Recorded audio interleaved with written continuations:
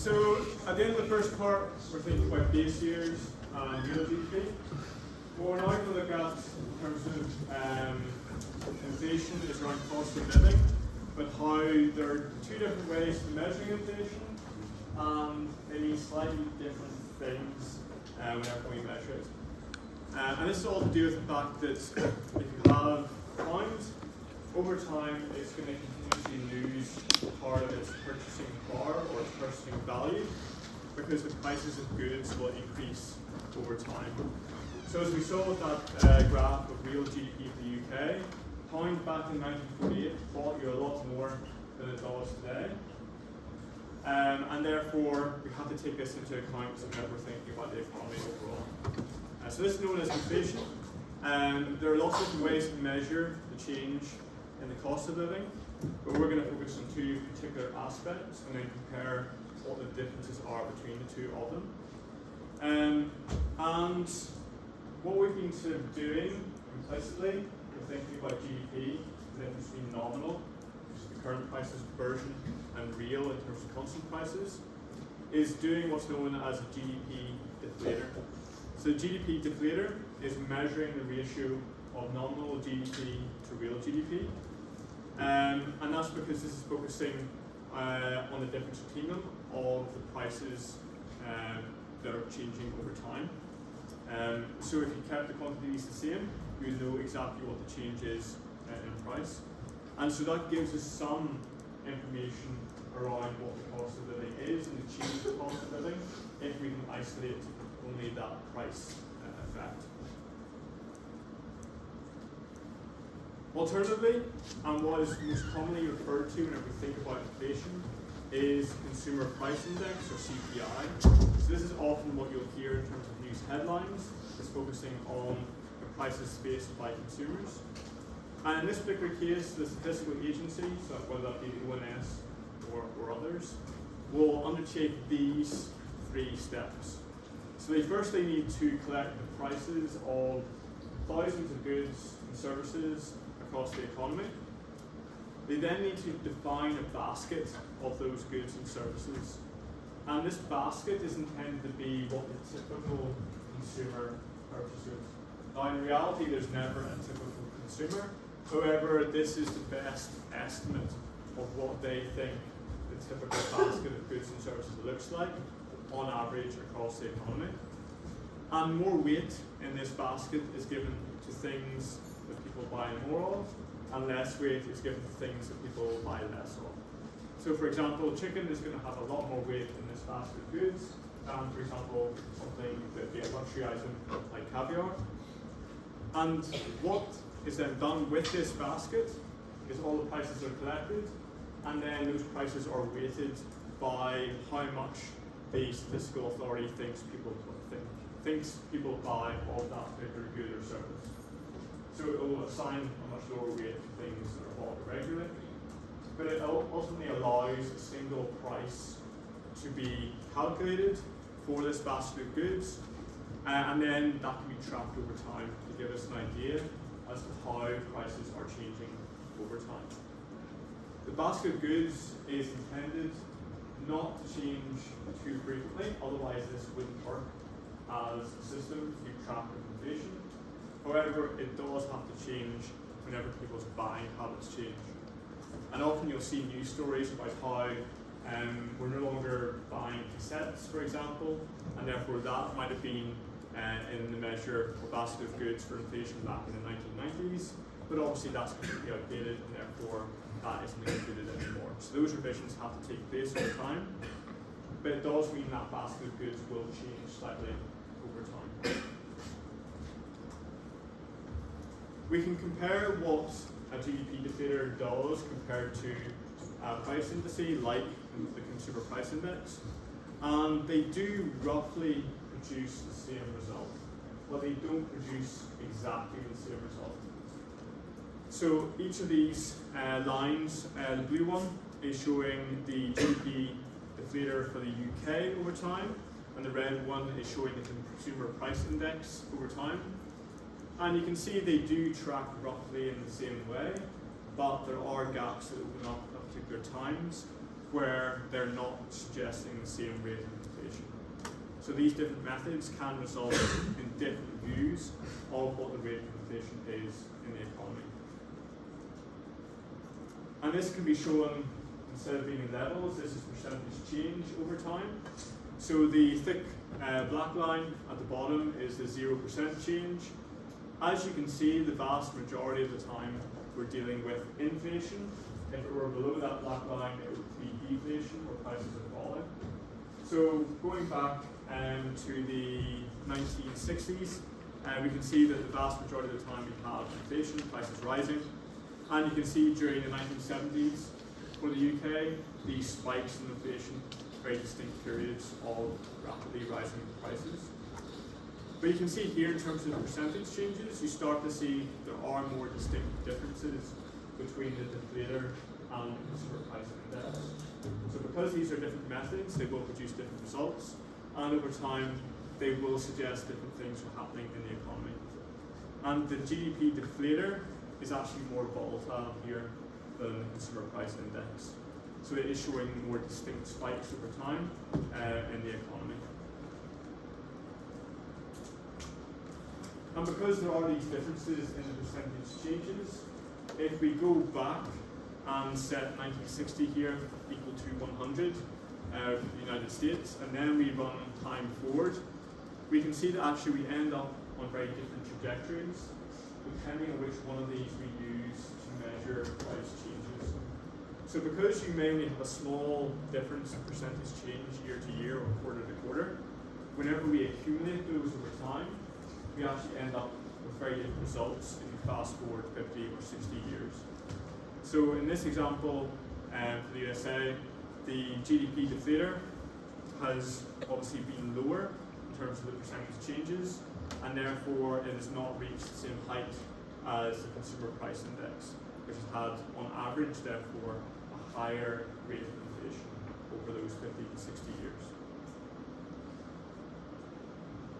And that's because there are underlying differences between the GDP deflator and the consumer price index as to what they're doing in terms of measuring price changes. So the GDP deflator, it's measuring the price of goods and services produced in the economy. So the GDP deflator is measuring what is actually happening in any given year by what's being produced in terms of goods and services. So the consumer price index has this basket that holds constant. The GDP deflator actually is measuring what is actually being produced in terms of quantities. So because they're not measuring the same thing, they're going to get slightly different results in terms of what the price change is going to be over time. This GDP deflator as well takes into account everything being produced in the economy, whereas the consumer price index is focusing only on consumers. So the end consumers of goods and services, the consumers who are purchasing those. So if you want to take the example of the government, so if the government is purchasing goods and services itself, if these increase, the price increase will be reflected in the GDP deflator, because that takes into account everything, but it will not be taken into account in the consumer price index, which is focusing only on consumers.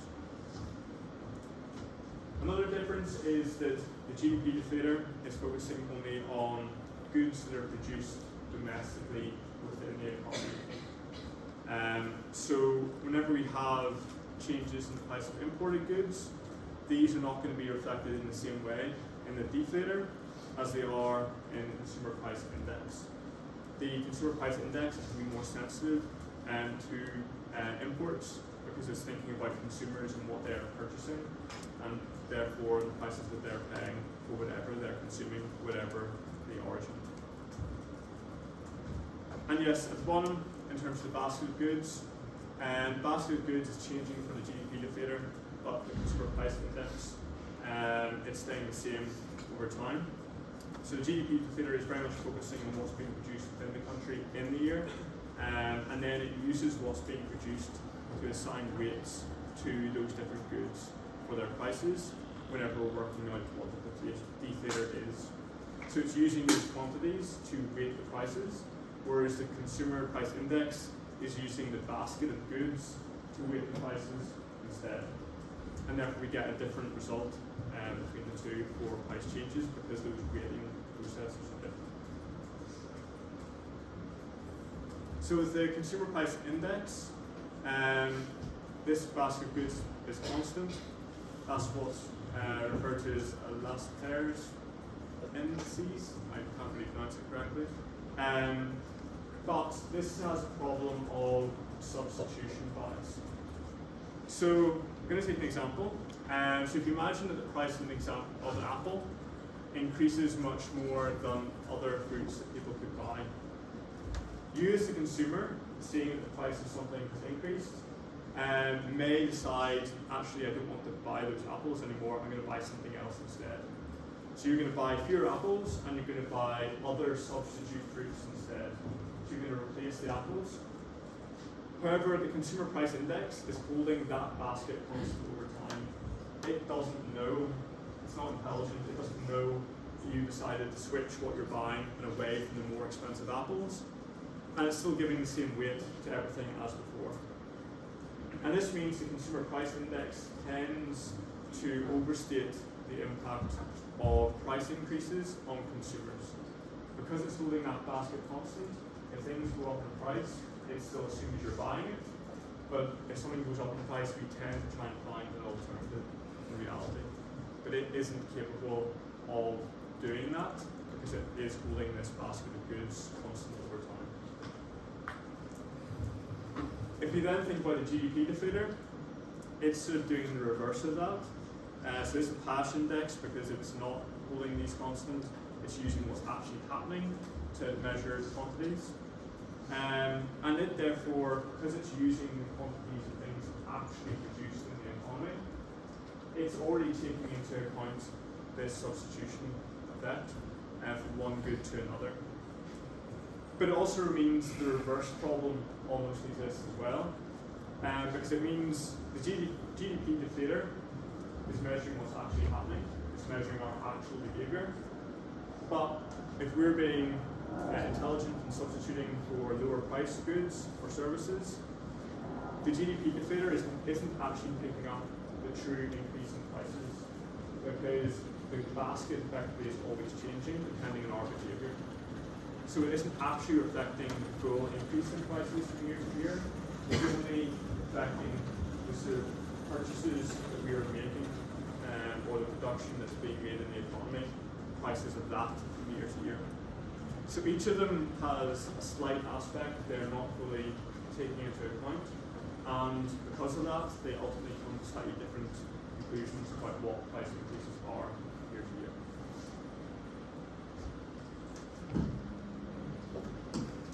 So in terms of CPI, it does tend to overstate inflation, as we saw earlier, and there are sort of four main biases that exist to do with this. So we talked there about substitutions bias. There's also new product bias. So this is where if you have introduction of new goods into the market, this obviously can create value for consumers. But this isn't necessarily reflected in the basket of goods and services, which is reflecting what's happened previously in the economy. So it's not necessarily accurately reflecting what the current state of the economy is. It's reflecting something in the past, which doesn't reflect these new products. There's also a quality bias. So if we have improvements in terms of technology, this may be associated with price changes, but they may not be, again, fully reflected in our index. And therefore it may not give us an accurate read as to quality of goods and services over time. If that's changing differently for prices, then we don't actually know what's happening in terms of the price. And then with outlet bias, if we have consumers purchasing from different outlets, then this is not very well measured either. So for example, with online retail, shift towards that, it's very difficult for statistics to pick up some of those price changes compared to how it was done previously, particularly with online retailers often being based abroad, and therefore, again, it affects our ability to measure consumer prices accurately as well. And that means it becomes very difficult at times to differentiate fully what's happening to price growth versus what's happening to real growth in the economy. If we can't accurately identify what the changes are in terms of prices, then we're not confident about what's happening in terms of actual production in the economy.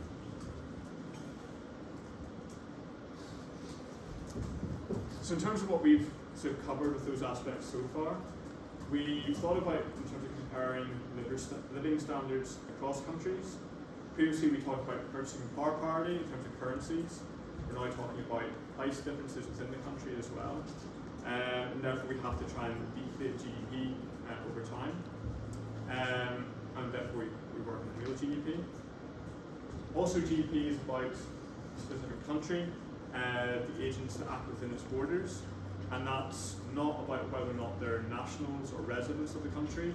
It's about where the economic activity is taking place that they're engaged in.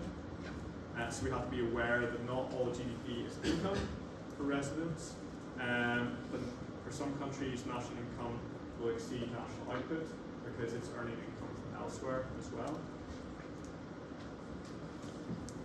GDP is, to some extent, a good indicator, broadly speaking, of standards of living, but it does have flaws with it.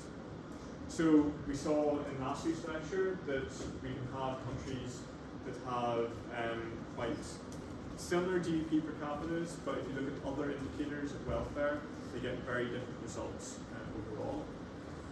And there are other issues as well as to why we get to mismeasurement in the economy. So we end up with things like the shadow economy, where activity is happening that is not officially reported, and therefore it doesn't get included in GDP. And we can have issues to do with price mismeasurement as well. In other words, statistical authorities having difficulty finding out what prices are, particularly if you think about online retail versus in-person shops, and the difficulties that can cause.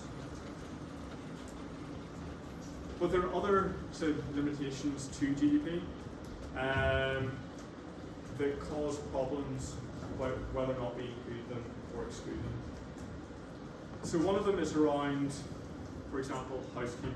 So if you are doing your own housekeeping, cleaning your own house, that is not included in GDP. However, if you pay someone to do that for you, they are providing a service, they're creating value, and therefore that would be included in GDP. But the question is that right? Is that a correct comparison? Because all the difference is there's a different individual doing the work, but the work is still being done. In one case, GDP counts it, in the other case, it doesn't. We have this issue of the shadow economy, so we may not always have very good data available. So a lot of the work that the ONS does is reliant on having good data to be able to accurately estimate what's happening in the economy. But if you have people who are actively trying not to be recorded in the economy, so for example, they're trying to avoid or evade taxation, and that's not going to be officially recorded, their transactions, because they're trying to avoid being recorded, and therefore we may not fully be able to measure what's happening in the economy. A potential example of that, more locally, was the example of the border area from Northern Ireland, where you would get fuel smuggling. So that's not something that obviously is officially reported in terms of sales, but it's still creating and generating economic activity, just not very legal. But that is happening. So GDP is not measuring that, yet we do have that economic activity going on. So the shadow economy creates these issues around measurement. There's also the issue around government and the public sector, and how we measure government services. So if you ever read the detail of anything produced by the Office of National Statistics around government services that are provided, you'll realise that actually a lot of what they are putting numbers to is, if not guesstimation, it is approximation in terms of what they're valuing things at. So they tend to take the approach that they value public services that are provided at their cost. But if you thought of a firm, for example, they are generating a profit and we're valuing it at what they ultimately produce and their revenue. And so with the government side of things, it's more difficult to know what the true value is of what's being produced by the public sector, and therefore it's difficult to put a number on that. But it is usually measured as a cost, or the cost of providing it.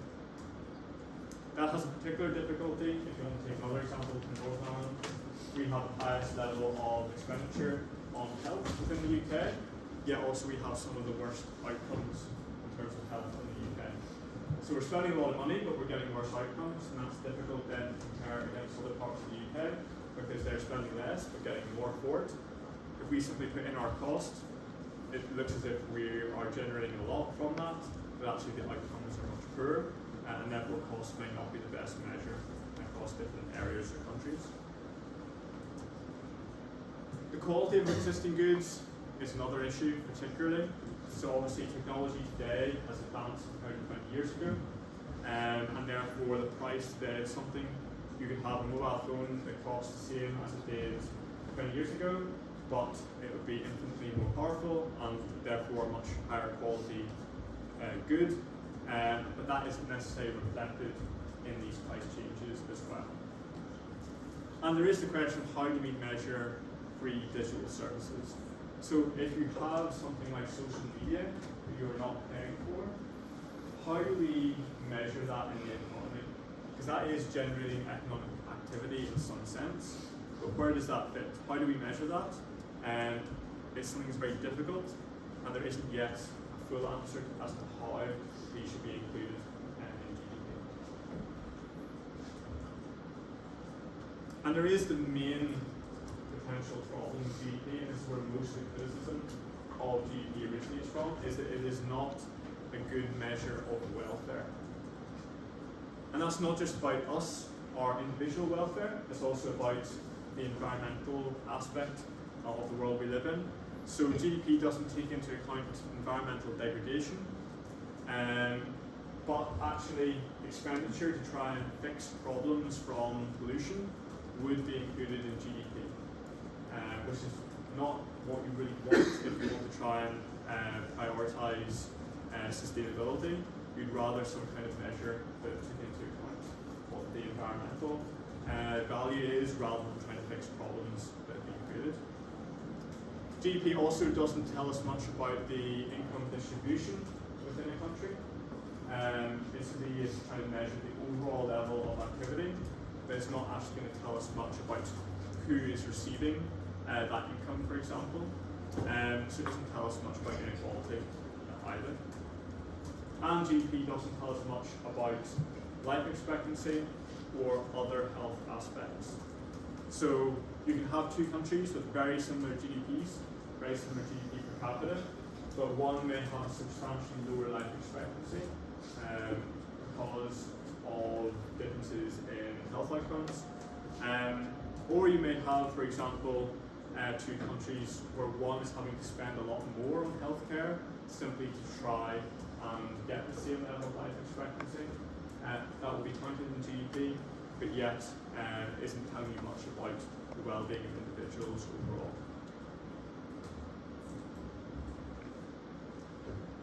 So what then might we use if we want to have alternatives to GDP to try and rectify some of these issues with GDP as a measure? Well, the reason GDP was introduced in the first place is because it's a single number that measures a lot of different aspects in the economy. So GDP was introduced in the 1950s, 1960s, and it became a sort of standard measure of economic activity internationally during the 1960s. So if you ever look in the library at the United Nations yearbook that's produced every year from the 1950s, it introduces GDP in the 1960s as this measure of economic activity for different countries. And it was seen as a way to have this sort of standard accounting practice, to see what was happening in different countries. And it was intentionally supposed to be simplified in some sense so that it could be implemented. So there were decisions made around how it works that were made so that it would work with the existing statistics that were collected by countries. But of course that can lead to its shortcomings as well. So it has limitations, but GDP is something that is followed very closely across society. It's not just an issue for economics, it's something that is seen as a major political and societal benchmark for different countries, and therefore it gets a lot of attention, particularly from media as well. But given its limitations, there are basically two things we can do to try and get around aspects of GDP that maybe don't say what we want them to say. The first is that we use GDP alongside multiple other indicators. So it's simply one out of maybe 5 other indicators that we use to measure an economy's welfare or what's happening in the economy. So we try and use it with others, or we build some kind of indice or index that puts the GDP number in with some other measures as well, gives them some kind of weighting, and then produces an overall single number for the economy. So we can either use GDP alongside other indicators, or we can combine GDP with other indicators. However, no single number is ever going to be fully accepted as a measure that best summarizes an economy, particularly because whenever we're thinking about what we include as other measures, that may depend on our own context, our own situation. It may reflect a particular country and what it prioritizes compared to another country, and therefore it's very difficult to come up with something that works in all contexts. However, there is one example here of the Human Development Index that does try and combine these to try and produce something that gives a better picture of what's happening in the economy. So what the Human Development Index does, it looks at people and is thinking about their capabilities and using this as the ultimate criteria for assessing development. So it's not focusing on solely economic growth, it's trying to think of other aspects to do with us as individuals and trying to measure that alongside GDP. It also can be used to try and question national policy choices. So it can be used to try and work out what national priorities might be, given what particular country's number is for this Human Development Index. And particularly if you want to compare what GDP or GNI might say about them relative to this index, because you will end up with different outcomes from a measure of economic output versus this Human Development Index. And what the Human Development Index includes is the health dimension, so it's about life expectancy at birth. It has an education dimension, so it looks at those who had years of schooling, and also the expected years of schooling for those who are entering school or at school age. And it has the standard of living dimension, which is where it brings in gross national income per capita, and it tries to combine health, education, and economic activity to try and give this overall number for a country or economy of how well it's performing. One of the issues though with it is it still doesn't tell you much about inequality, it doesn't tell you much about poverty, it doesn't tell you much about standard of living in terms of security either. Because it's this overall number by itself, there are certain aspects that it abstracts or effectively are hidden within it that it doesn't tell you much about. There are further alternatives to this Human Development Index, and one of them is an even more recent concept known as inclusive wealth. And what this does is it expands the definition of wealth to include the natural environment alongside the abilities of the population. And what it's trying to do is it's trying to value the assets of a country or a nation that generate well-being for its inhabitants. So it's trying to work out what adds value to their lives, not simply from the economic perspective, but also from the environmental perspective. So it brings together human capital, so the knowledge and skills of the population, and produced capital, so goods and services that are produced by us, natural capital, so the sum of all nature-based assets in the country, from which we derive well-being, both now and in the future, so it tries to discount the value of those, what value they'll have in the future. And it also includes social capital. So this is the value of social networks within a society, and putting a value on those as well. And the idea is that whenever wealth per capita is going up, the future well-being of the population will therefore go up as well. And therefore, if we see an increase in inclusive wealth, that means it's better for the future, for the population, and that's what we need for sustainable development. But there's a major problem with this inclusive wealth measure, and there is no agreement on how it should be measured. So there are different organizations that produce this measure, such as the World Bank and the United Nations, and using the same data, they actually end up getting different results for inclusive wealth, depending on how they weight it and what they prioritize as well. So you do get very different figures being published, and a lot of this as well is to do with measuring natural capital. So economics has realized that one of its blind spots has been around measuring our natural environment, and there's been a lot of research into this. However, it is yet to come up with a robust way to measure it. So that was always the attraction of GDP. It's very straightforward to do. As we try and take into account these other things we realize do matter to us, it becomes much more difficult to measure and to come to agreed measurement of them as well, and therefore you get different results overall. If you want to read more about that inclusive wealth measure, there's an article here in the conversation. So this is a publication online that does its summaries of academic research, written by the researchers who produced it. And one of the authors of this is Owen McLaughlin, and he is a research associate at the Queen's Business School as well. So you can read about it in sort of broad sense if you want to in that conversation article. But also this is the actual academic article it's based on as well. So if you have a look at it, you can read it in detail. You might even want to compare what goes into a brief summary for a general population or general audience versus the academic article as well. And this diagram is just to show you, with all these different measures of economic activity to do with welfare, there is this spectrum of different ways we can think about well-being, welfare as well.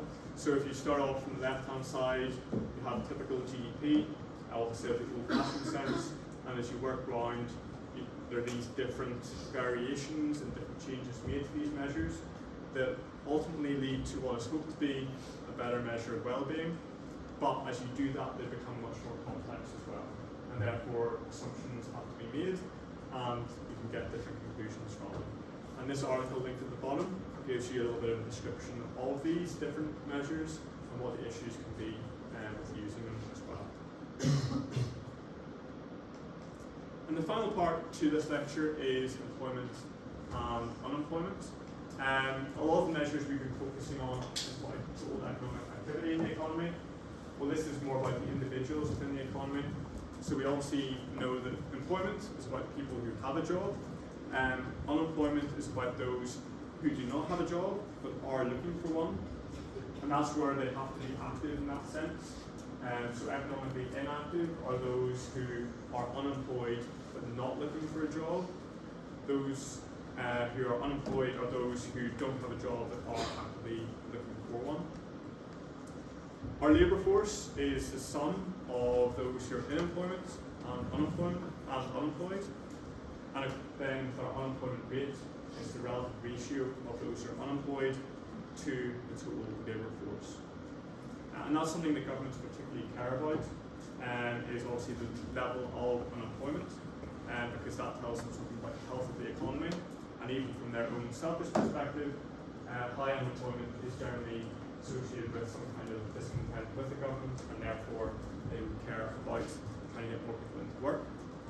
Though sometimes that can come at the expense of other aspects that are important for long-run economic growth. So, for example, productivity is about measuring the total value of what's produced in the economy relative to the total number of people employed or the total number of hours that went into producing it. And productivity is what generates our increase in standard of living over time. But if a government focuses solely on unemployment, the total number of people employed, then they can take decisions that may harm productivity growth a wee bit of the long run. So they focus on simply getting people into jobs. They don't necessarily care about the value of those jobs in the long run. And then we have the labour force participation rate, and that's obviously about the proportion of working age population who has a job or is looking for a job. In other words, those who are economically active. And that's one of the big issues for the UK economy currently. The participation rate has been falling over time, and a much larger proportion of the economy, the total number of people we have here, who are economically inactive. So one of the key areas for policy is trying to increase the number of people who are participating in the workforce and ultimately getting them into jobs, particularly with an ageing population. Because with an ageing population, we'll need to produce more value per person if we're going to support a more elderly population and the healthcare costs with that. There are a couple of articles here as well. This one's from The Guardian, and this refers to the fact that one of the major issues currently in the Office for National Statistics is that their measure of unemployment and employment is actually not very good at the moment. It's got to the extent where it's no longer got the sort of gold standard in terms of government statistics, and there's an acknowledgement that actually our current measure of unemployment may be completely wrong from what we have. And this is because the participation rate in surveys that are used to work out who's in employment has gone down from about a 60% participation rate to about 20%, and therefore the data is much more inaccurate than it used to be. So the ONS is trying to work out how to fix this, but it means if you go to the Bank of England, you don't actually currently have an accurate measure of the total number of unemployed in the economy, and that has big implications for policy making as well. And this also extends to other official statistics. So the surveys that are used for inflation and GDP are also suffering from this low participation and low response rate.